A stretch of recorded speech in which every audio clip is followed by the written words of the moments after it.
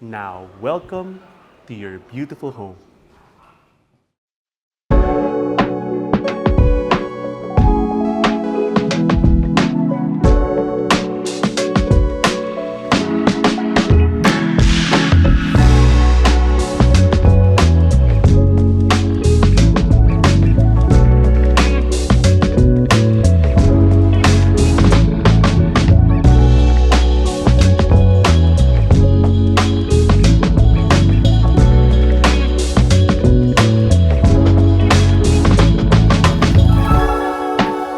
Hi, this is Jake Bautista, and today we are exploring this brand new, modern, calming 5-bedroom house and lot for sale here in BF Homes, Paranaque City. Let's go! So in this MetroGuide Realty house tour, we're gonna explore this house with a lot size of 306 square meters and a floor area of approximately 362 square meters across 2 levels. What I love about this home is it's facing east, so you have the morning sun right here, and in the afternoon, it's already quite cool. We're shooting this late in the afternoon, and I love how breezy the entire area is and how cool the front of the house is. Okay? Now, let's take a look at the parking area.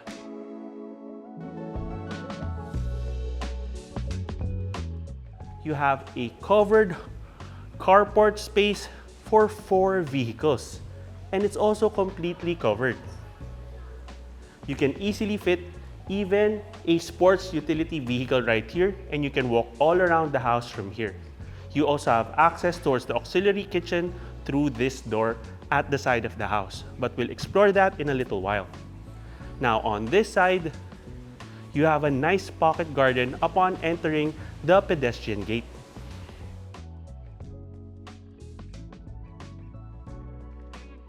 This is just a nice, relaxing view as you go in and out of the house. And on this side, you have your main door. Now, this entire area is already covered, and you have such a grand main entry. You also have CCTV cameras for the common areas of this home as well. Now, welcome to your beautiful home. You have a nice layout here which separates the living and dining area. So this is your living space.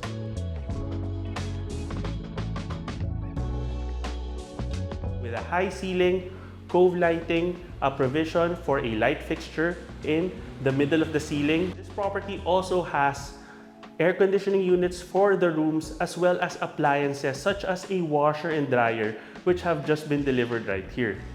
Now, this property just finished construction, but there are still a few items being installed. But right now, the purpose of this video is so that you can see the flow, size, and dimensions of this property.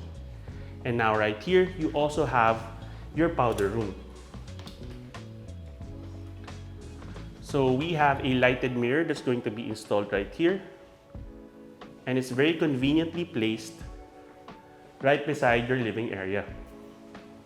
And dividing your living area and dining space, you have this elevator.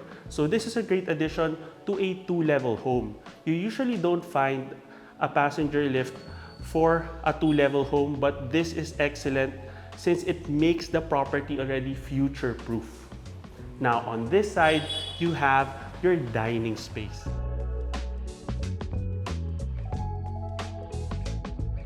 Dining area is so well lit and also has great ventilation.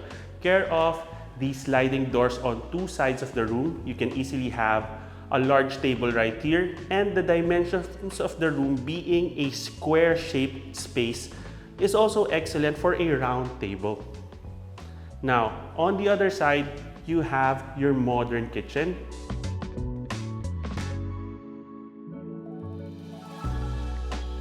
Your kitchen is so spacious, and I love that it even has cove lighting. You have a provision here if you'd like to add your own personal touch to the space after purchasing the home, and you have an oversized window here. This is such a refreshing view while you're doing your preparation for your meals, and you also have an island countertop right here. As I mentioned before, this property is just about to finish construction, so we still have the countertop and the splash tile to be installed, but that's going to be done in the next few weeks. Okay? And then on this side, you also have your auxiliary kitchen space. You can potentially have a second refrigerator here, and then a nice burner and range hood. You have a heavy wash sink, and then this is where the washer and dryer will be placed. Now, on this side, you also have your staff room. I'm gonna walk in so you can see the size.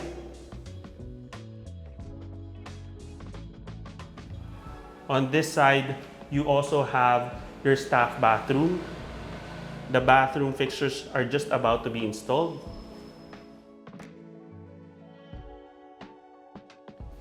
And then right here, you have a second staff room. And then this gives you access to the parking area.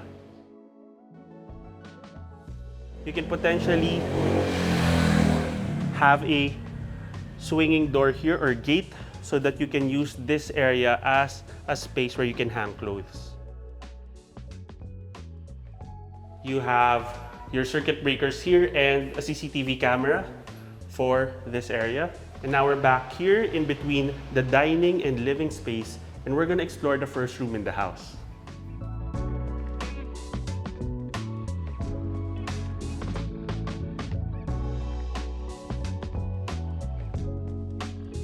What I love about this room is that ceiling height. This is excellent as a guest room, a home office, or a first bedroom. It's up to you. There's even a dresser space right here, and an ensuite bathroom.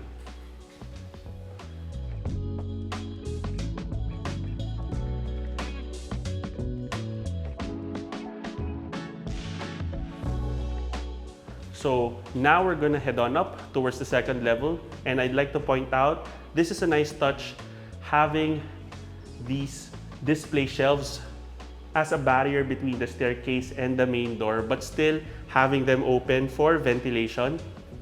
Okay, let's head on up. You have tempered glass for the barrier and natural wood for the railings. Now we're here at the second level, and what I love is it has such an open feel, and you have access to the 4 bedrooms right here. Right now, let's explore your primary bedroom. Let's go.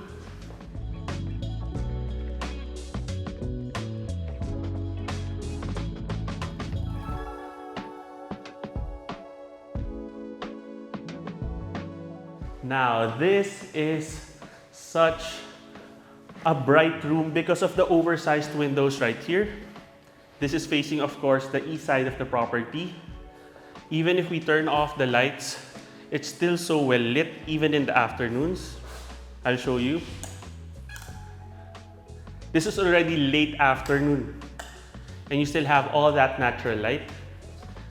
You have storage right here and on this side, and you have your bathroom right here. A lighted mirror is going to be installed right over the sink space. Okay.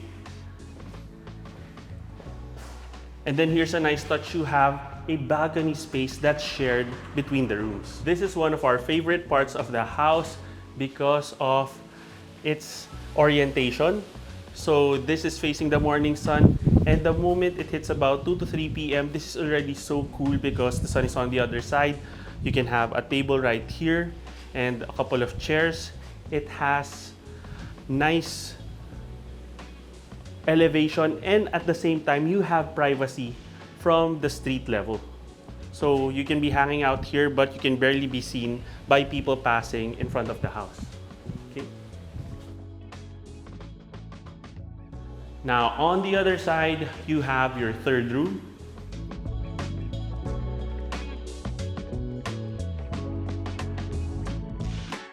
Once again with the picture window, which adds to the beauty of the facade of this home. Nice cove lighting here. You have Daikin air conditioning units once again. You have additional storage here and your ensuite bathroom. So I'm gonna step in so you can appreciate the size. You have a tempered glass shower enclosure. And of course, the faucets are just about to be installed.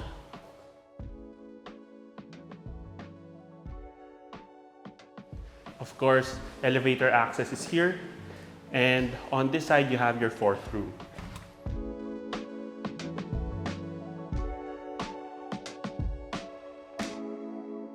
Now, you can have your television set right here, and the way it's oriented is you can have even a queen-sized bed in terms of the size, but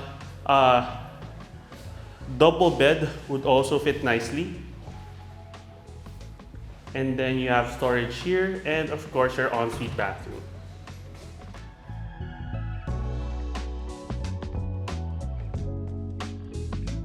Now, the bathrooms have a very minimalist design,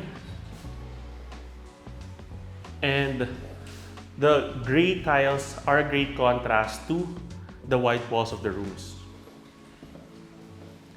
Now, this next room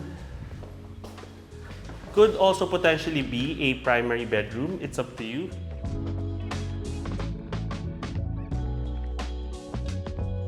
It's specifically because of the design right here.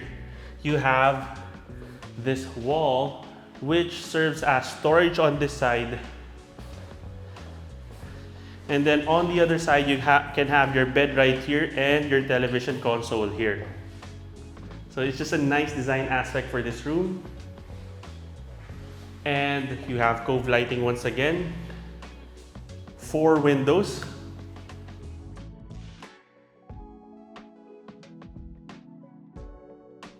And your ensuite bathroom with a lighted mirror.